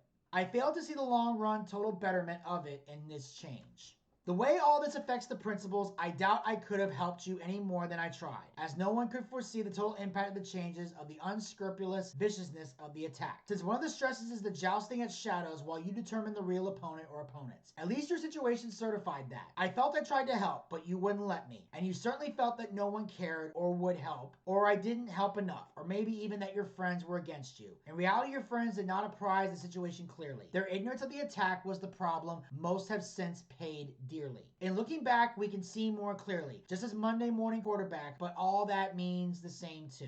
We were friends for years. That probably can't be reestablished, but it does bother me as time in life goes on. I guess many relationships that we took for granted, we realize had or have a value as we get older. It all comes out as time goes by. I'm sorry if you feel I've let you down. It certainly wasn't intentional. It was just my overview of the way to handle it at that time. My mistake in reading the total intent of your enemy and his insatiable greed and his measure of success. Good luck to you and yours. Sincerely, Bill Watts. Okay, so this is a letter from Bill Watts to Ole Anderson. Yes. So he was trying to say you did good for the business. Like I said, this is one thing you always never want to do. You never want to give your flowers to somebody when they're down. You always want to give it to them when they're always on the up and up, because they know they're more valued. They know they're more appreciated. But doing it when they're down, when they've been ostracized and everything else, that makes a person bitter. Yeah, and basically, Bill Watts is apologizing for not doing more to help or not seeing just how bad Vince McMahon's takeover was going to get. Snake in the grass that was in your backyard. Exactly, and he's also saying that he feels bad that their friendship, and of course I'm referring to Bill Watts and Ole Anderson, their friendship can't be repaired. Oh, he burned the bridge, kicked it down, and probably pissed on it. Most likely. I mean, whether Ole actually responded to Bill Watts' letter or not remains a mystery. Nobody really knows. My personal opinion, my theory is I'm willing to believe he didn't, because most people know that Ole Anderson is one of the most, if not the most bitter man in all of professional wrestling, probably second only to Bret Hart. Bitterness makes a person very, very dull. Yeah, and it's also kind of weird because usually in the wrestling business, wrestlers have this thing where they'll give someone praise, but they won't give too much when they're both still active competitors in the business fighting for the top spot. Or at least that's what Austin said. Like, I remember Stone Cold said in an interview when he was in his prime and he was in the Attitude Era, he couldn't really give Hogan the proper respect because they were both vying for the number one spot and they were both, trying to be the best in each company, and even when Hogan came in 2002. But once Stone Cold fully retired from the business, he was finally able to admit to Hogan and to everybody, yes, you are the Hulkster. You are one of the greatest of all time. You did pave the way. You are the man. See, that's that ego talking. Yeah. I don't understand it. After the Black Saturday incident, Jim Barnett was Vince's right-hand man. But Barnett was still more old-time wrestling, and Vince wanted to be modern. And somewhere in 1987, they had a difference of opinion, and Vince let Barnett go. WrestleMania 3, the year of that bad boy. If that's the case, yeah, you had a good thing going for WrestleMania 1 and 2. He helped you build it up, and you got 2 WrestleManias out of it. Your first one was iconic. Your second one was kind of roller coaster-ish, to say the least. So you had to come back and right the ship for WrestleMania 3, which you did, and also ensured the grand start of Survivor Series. So you did well, but I'm wondering where the breakdown of communication and trust started to go in that route. Well, basically, what happened was Vince and Barnett had different opinions on how wrestling should be done. Like, Vince wanted to be more modern and get with the modern times and present more of a family-friendly, PG, for lack of a better term, silly product with, flashy gimmicks and over-the-top personas. And Barnett was still very much locked into the old-school Southern wrestling mentality. He wanted to change with the times. Barnett didn't. It's funny, Vince couldn't change with the times. Past the Attitude Era, he got stuck in his ways too. Yeah, that's the thing. Once you get old, you get stuck in your ways. And Vince became that guy eventually. There you go. Jim Barnett only worked for WWE for a fraction of his long career, but his actions during the company's expansion helped solidify a new way of doing business in wrestling, the Vince McMahon way. For 40 years, he made his business based on taking TV time slots or companies out from under people, doing takeovers, buying stock, issuing stock, public offering of the WWE that made him a billionaire, but his downfall eventually came through the same way. Like I said, the climb to success, it always is hard. It's always tedious. You're always questioning yourself. Then once you get it, it's what you do to stay on top. And, well, Vince, you did everything to stay on top. And then you ended up causing Impact Wrestling to start.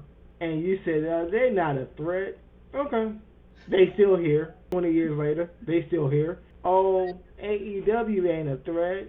It's a little startup from one of our wrestlers that we didn't think was going to mean anything, Cody Rhodes. They are now 6 years in. How's that going? They're about to surpass WCW for the most episodic episodes in TV. Well, in the beginning, he did see AEW as a threat when they got on primetime TBS in 2019. That's why he was signing a bunch of people and bringing in all these contracts to try to stop AEW from getting a lot of top stars. But then once Vince got a real look at the product, he realized they weren't a threat, and that's when he started doing those mass cuts in 2020, because he realized, I'm wasting money here because these guys are not going to be able to compete with me because of how they run their company. And then as far as TNA goes, Vince never really saw them as a threat until they had that brief run on primetime in 2010 when they went at like 8 o'clock on Mondays to compete directly with them when Hogan, Bischoff, and everybody came in. So during that time, he saw them as a threat. But then once they stopped that and went back to their originally scheduled date and time slot, that's when Vince realized that TNA wasn't really going to hurt him.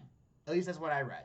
Right, but luckily they're not competing anymore. There was a thing of Wednesday Night Wars for a minute, and then there's this Tuesday Night War thing. Now it's not a thing anymore. It's more of a family union again, which is great for the business because everybody will tune in. So I guess those that decided not to join streaming, you better now because you're going to need it at some point. Oh, yeah, you're about to get left behind. And for guys like me who had Netflix, I might have to reconcile our social streaming annulment and beg for forgiveness.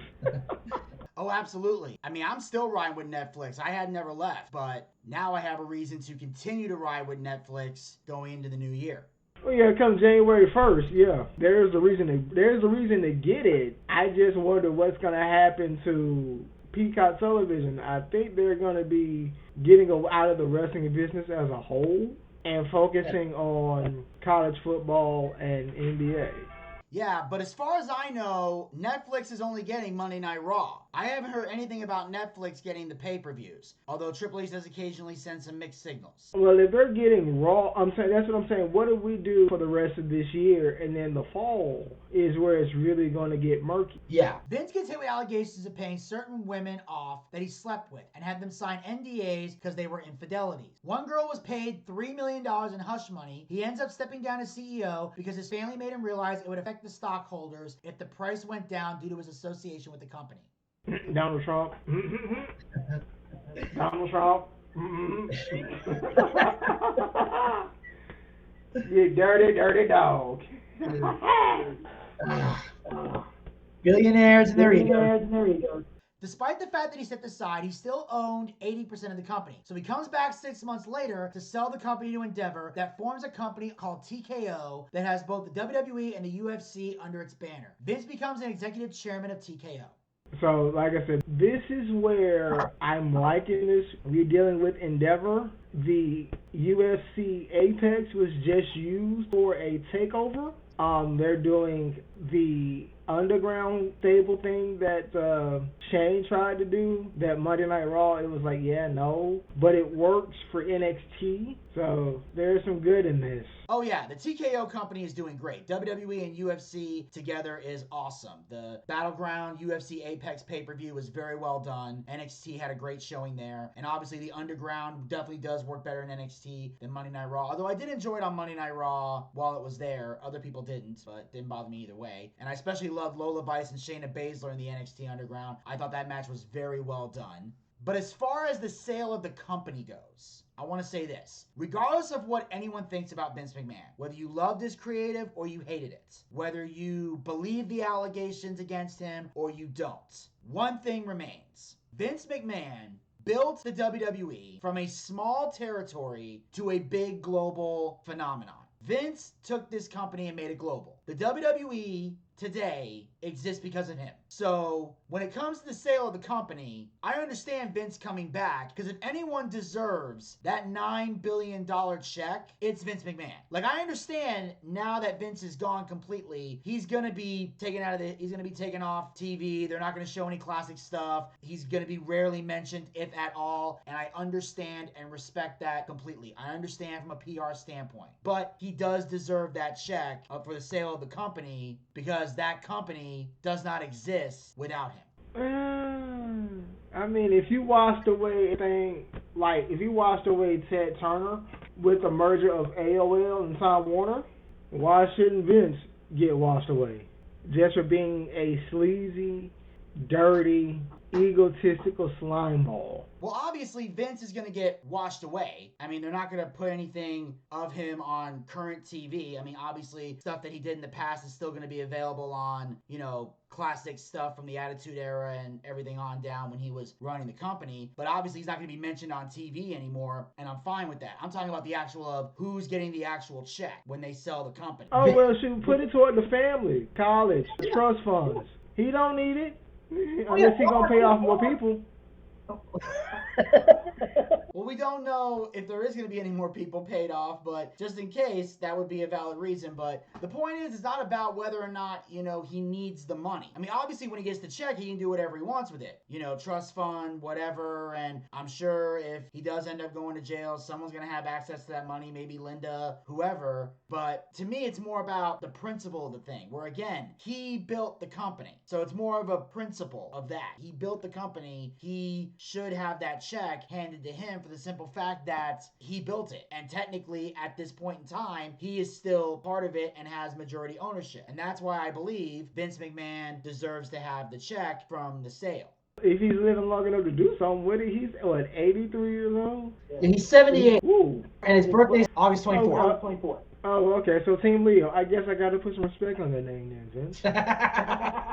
Black Saturday is known as the day the wrestling business transitioned into show business, and hundreds of thousands of wrestlers were put out of work. 3% of them became millionaires, but the remaining 97% had nowhere to go. Okay, so this is for the wrestling business, Black Saturday. That's a lot like Black Monday. For those that don't know, NFL or NHL or NBA, if your team ain't producing anything by regular season's end that's worth anything, Black Monday is what we call Pink Slip Day. Here you go, your walking papers. Don't let the door hit you on the way out. Dave Meltzer says this, so you can take it with a grain of salt. Meltzer says what killed the territories was cable television, and it would have happened with or without Vince McMahon. If Vince hadn't gone national, Vern Gagne or Jim Crockett would have, and they wouldn't have done it as well as Vince did. Dave Meltzer, I don't know what to say about you as a historian. I really don't.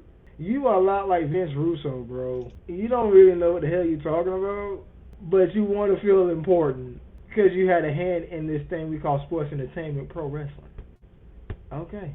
Yeah, basically what Dave Meltzer does is he makes these random guesses that any jackass can make. He pretends to have sources when in reality he doesn't. Now, maybe at one point in time, he might have had sources in WWE, back when he was taken seriously. But nowadays, he definitely doesn't. And every guess he makes, an 8-year-old could figure out. But here's the kicker. Here's the crazy part. This is a guy that is known for giving star ratings to matches. He gives ratings on matches. But in all the years that Kurt Angle has been in professional wrestling, all the years he competed in the ring, not once did Dave Meltzer ever give Kurt Angle a 5-star match. He never received one. Say what? Yeah, like you know how he hands out 5-star ratings like they're candy? He gives them to Kenny Omega and Will Ospreay and Jon Moxley and Bryan Danielson and 99% of New Japan. He has never once given Kurt Angle a 5-star rating on any wrestling match Kurt Angle had, from his debut in 1999 to his retirement at WrestleMania 35. You know good internet stooge. Someone got me sounding like Pat McAfee, goddamn. Yeah, at best you get like 4.25. 4.25? Man, where my nickel at? I need my 5. I need my 5. Oh, it's brilliant. Oh, it's beautiful. Yeah, like his whole rating system is completely biased. Like he has a massive hard-on for New Japan Pro Wrestling or anything Japanese wrestling related. He kisses up to the Young Bucks because they're the ones that feed him information. But he has no sources in WWE and yet manages to convince people to give him money to listen to his shows and get information from him. He is literally one of the biggest con men in wrestling. I'd rather just watch you on TV for Darkside of the Ring, give you your 50-cent coffee intake, and then have you shut the hell up. Yeah. Like I said, there was a time where people respected Meltzer's opinion.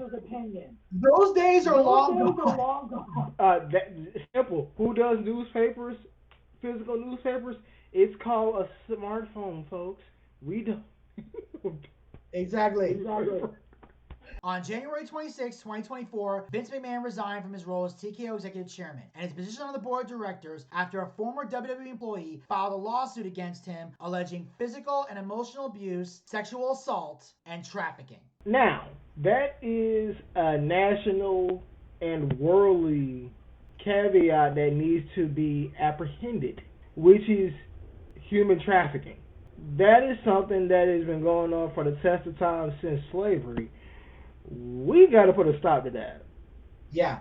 Because no one deserves to be sold for intimacy reasons. Yeah. That makes no sense. Yeah. Oh, yeah. This is something that we definitely need to put a stop to, and it's very horrific. And if you need an indication on how serious this is, about a year ago, I saw a movie called Sound of Freedom, and oh my God, it was disturbing. I bet it is. Oh, yeah. It's a movie about human trafficking, but it's more based on children than adults. And it's one of those movies where, in addition to the film, they actually show real footage of what the movie is based on, and it is not easy to watch. Right. Yeah, it's a biopic. So obviously there's actors and there's scenes that are based on what really happened and then a few artistic liberties here and there. But then towards the end, they show the actual footage or the actual persons involved and things that happen. Kind of similar to what they do in biopics of famous people. Selena, James Brown, Michael Jackson, Tupac. Ray Charles. Yep. Also, side note, if you would like to hear the review that we did of the movie Sound of Freedom, you can find that in the podcast section of the Boochcast. And if enough people in the comment section ask for it, I'll probably pin it to the top of this video for you guys to go and check that out. But I will only do that upon request. Otherwise, you got to go into the podcast section and search for it. And we actually have an update on the lawsuit. Apparently, the Justice Department wants to pause the lawsuit between Vince McMahon and Janelle Grant. Oh, Lord. But again, just to be clear, this is the Justice Department that's pausing this. Vince is not asking for this. Okay. Yeah, so Janelle Grant is the one suing Vince McMahon, and she is pausing the lawsuit at the request of the Justice Department. And in this lawsuit, she is suing Vince McMahon, the company, the WWE, and former WWE executive John Laurinaitis. And I feel bad for Nikki and Bella Garcia, formerly Bella Twins, because they had to be associated with this fool because their mama fell in love with him. He married their mom. Oh, you gotta. Nope, I can't do it. You gotta chop it up. I can't be associated with this. Nope.